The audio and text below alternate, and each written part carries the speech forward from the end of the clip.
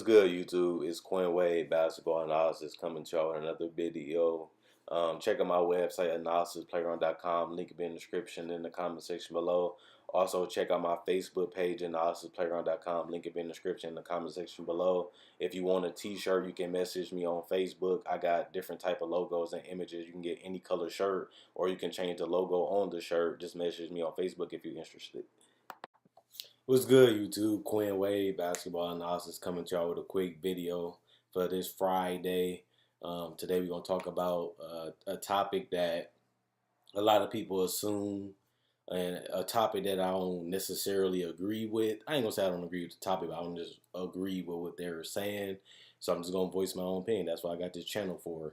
So when you look at the top 5 MVP candidates and you look at the top 5 players in the East, you will either hear three things. Joel Embiid will be an MVP candidate. He will lead the Sixers. And number 2 is he's one of the top 3 players in the Eastern Conference. Now, one thing I personally feel is neither of those are true.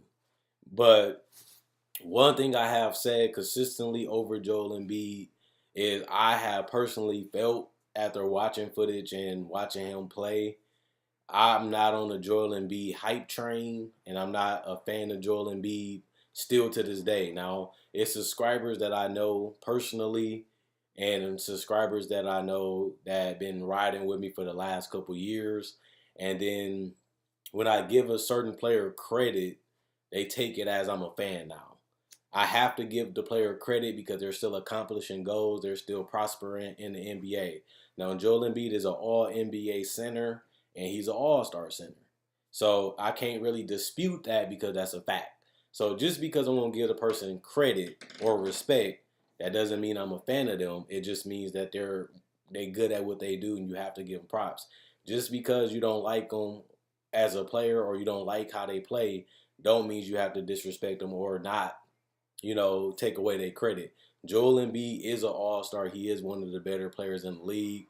I'm particularly not a fan, and I personally don't believe Joel Embiid is as good as people say. Now, I made videos in the past talking about this, and after seeing a lot of people on TV and a lot of YouTube channels and even on ESPN, for example, ranking Joel Embiid so high, and one of my biggest things was, yes, he missed the first couple seasons because of major injuries. Yes, he had averaged 20 as a rookie, but he missed majority of that year too. And a lot of people forget this, but it's basically another thing about Joel Embiid is that he only played 63 games this year, and he played 30 minutes in that time. He averaged 48% from the field, 30% from three, 76% from the free throw line. He did give you 20 and 10 with a 3 assists and 1.8 blocks, but he also gave you 3.7 turnovers. Now, Joel Embiid is a guy that's still young, so you have to put that in consideration that by next year's season, he'll be 25 years old. So he still has a lot of time to develop. He still has a lot of time to get better.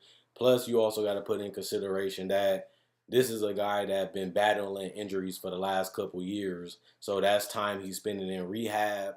That's time he's spending in trying to get back to the court. And that's time he can't practice because he's coming off surgery and it has to heal and he has to get back to where he wants to go. So he hasn't really had a significant amount of time to truly focus on getting better because he has been battling a lot of injuries. Now, I'm not going to lie and make up some bull where I'm going to give him no respect and no credit. Now, Joel Embiid is one of the better players in the league, and he is one of the better players in the Eastern Conference. But I also feel like Joel Embiid, and I said this before, but he has been one of those players that has benefited from playing from the Sixers. And what I mean by that is you seen the same thing with DeMarcus Cousins. You seen the same thing with Kevin Love. And those were all NBA, all-star caliber players. Well, they were all-stars and all NBA players, but they didn't really equal to winning, and you couldn't really build a championship team around them. Now, we don't really know that fully, but they had opportunities where they was the best player on the team, and they couldn't really get over the hump. They couldn't really stay healthy, and even when they was healthy, they couldn't win enough to get a 5 seed, to get a 4 seed, to get out of the first round, and both of them didn't even get to the playoffs. And Joel Embiid has really benefited from being a lottery pick, and he has benefited from getting a lot of touches. Um, because he played for the Sixers, a team in the last couple of years that hasn't really had much talent. And you can even go back to 16, 17. Yes, he gave you 20 points a game, but he also was taking 13, 14, 15 shots a game. And his total went up to 16.8, basically 17 shots a game, and that doesn't even include free throws. So he does get a lot of touches, and he does have a lot of opportunities to put up numbers. And you can't call them empty a little bit anymore because they have been equaling to wins, even though they is in the Eastern Conference. And Ben Simmons did help them get on a 16-game winning streak without Joel Embiid, really. And that helped their record be a lot better from where it was until the end of the season. But for one, this is a known that y'all should keep putting in perspective. We have to see Joel Embiid healthy for majority of the season. 63 games is decent, but he still has to be more healthier than that. Number two, I don't really feel like Joel Embiid is as dominant as people been saying. 20 points a game is dominant, especially when you, or not dominant, is good, especially when you're coming back for injury and you getting, but he's really getting a lot of touches. He's getting a lot of opportunity, and even with the 22.9 a game, that's not really screaming out of your face numbers. Even if you go look at his numbers in the postseason, even though he came off another injury, but against the Celtics, he only averaged 23 points a game on 44% shooting and 23% from three. And even if you look at his numbers against the Heat, he had a game where he scored 23 points, but it was on 45%. He had a game where he scored 14 points, but it was only on 18%. Then he had that last game where he scored 19 points on 57%. Now, what I'm saying is we have to see how dominant he can be when he is healthy. We have to see him like this summer. He had the surgery. He was healthy when they lost to the Celtics.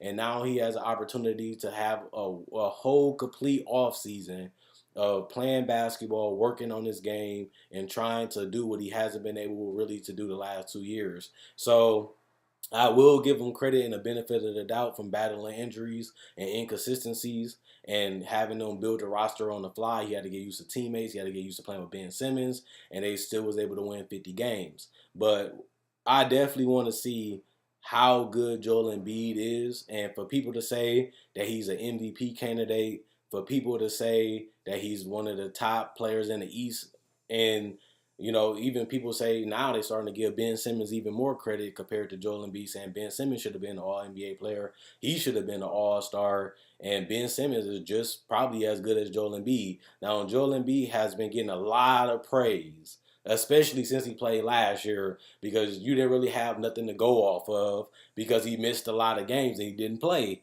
So he did give a lot of people that impression. He had that personality, and he was a showman, and he was a guy that could actually play.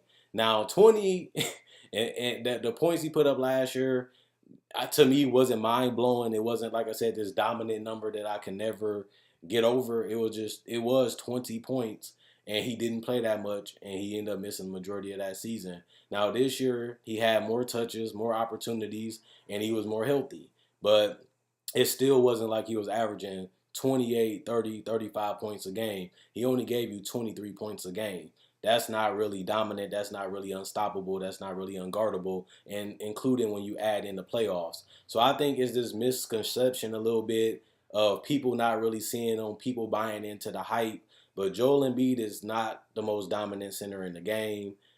He's not the best center in the game, and he still has to have that one season that, to me, for me, to really be a believer, he has to have that one season that's just outstanding. Now, Anthony Davis been able to do it the last 2 years. We've seen it a little bit from Damian Lillard. When he's getting this much credit, he's getting this much hype, he has to go out there and do it.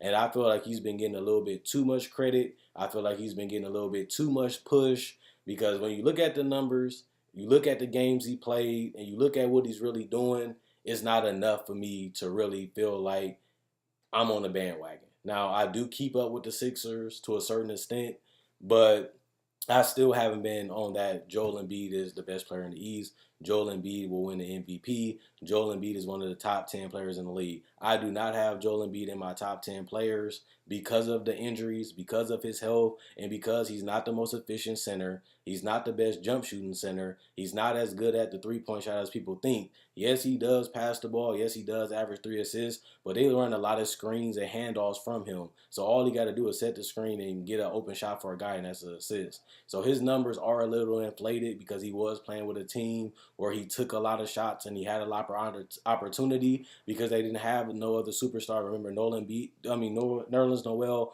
wasn't a scorer. Robert Covington couldn't create his own shot. Dario Saric was raw last year, and he improved a lot more this year. Ben Simmons didn't even play last year, so he had a lot of opportunities to score. He had a lot of opportunities to get shots up, and that's why he averaged 20 points, and they didn't win. This year, he had more help, better teammates, and that equal to winning, even though, like I said, Ben Simmons did help them go on that streak last year to help them get to 50 games. But that's giving more credit to Ben Simmons because Joel Embiid wasn't healthy in this time period when they was allowed to get that 50 games at the end of the season with that winning streak. So I feel like we have to see more from Joel Embiid. We have to be more patient with giving him the throne right away because he has a lot more room to grow. He has a lot more things to prove, and he has a lot of games left to play before he gets this praise on being a top 10 player and one of the best players in the league. Now, I will say he is one of the better players, but he, like I said, he's not in my elite top 5. He's not in my elite top 10. And I said, when you look at the numbers and you look how he played in the playoffs, you look at the games he played, and you look at what he's been able to do in these last 2 years, to me, he hasn't equal to being a top 5, top 10 player personally to me. And that's the only reason why I made this video because I'm feeling like Joel Embiid getting a little bit too much credit. Joel Embiid is really getting shoved down a lot of people's throats, and the results is not there. The dominance is still inconsistent and not there, and the health is still a legitimate concern because the last 4 seasons he hasn't really played that many games, and his career games played highest is only 63 games. Now I will give him the benefit of the doubt and respect where now he's healthy. Now he has more chances to add more to his game and he can play more and he can really focus on being improved because he is healthy and he is in the off season where he's not really playing that much basketball in the NBA schedule wise, so he has more chances to work and be healthy and do more things to add to his game. So we might see the best season from Joel Embiid. We might, is not guaranteed because he can still get injured. He can still put up similar numbers, which means he's still got a lot to prove personally to me. So I don't think he's there yet. I think he's getting a little bit too much push.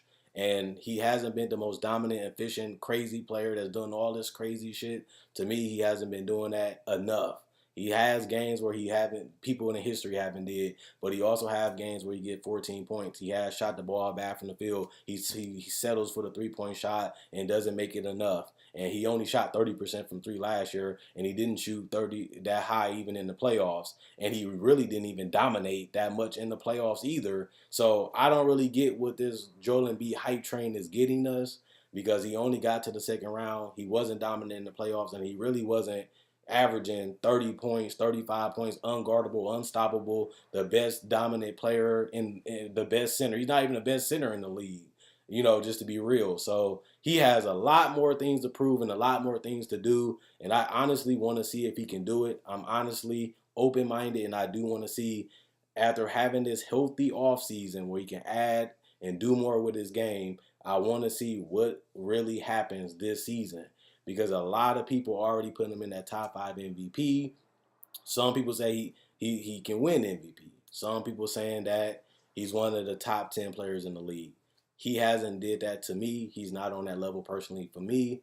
And now this year, other than injury, he has no reason why he can't live up to these expectations that people have already given him. So let me know, do you guys think Joel Embiid is overrated? Do you think he's kind of putting up empty stats? Do you feel like he's getting the touches because they didn't really have an offense? Because like I said, that year they had Jaleel before he went down. Nerlens Noel wasn't a scorer. Ben Simmons wasn't there.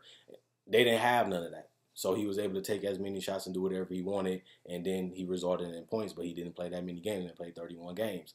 And this year they had better talent, but he only played 63 games, and his numbers don't scream dominant either. So it's either you think I'm crazy or you think that he's overrated. Either way it goes, I don't really mind. I'm just telling you what I think, my personal opinion. And if you agree or disagree, let me know in the comment section below. Check out my website, analysisplayground.com. A link will be in the description, comment section below. If you want a t-shirt, message me on Facebook. I can get you one sent out. Let me know what color shirt you want. If you want the logo to be this color, you can change the logo on any shirt. You can change the color on any shirt. Let me know what you guys want to see. Let me know what you guys want. Quinn Wade Basketball Analysis, I'm gone.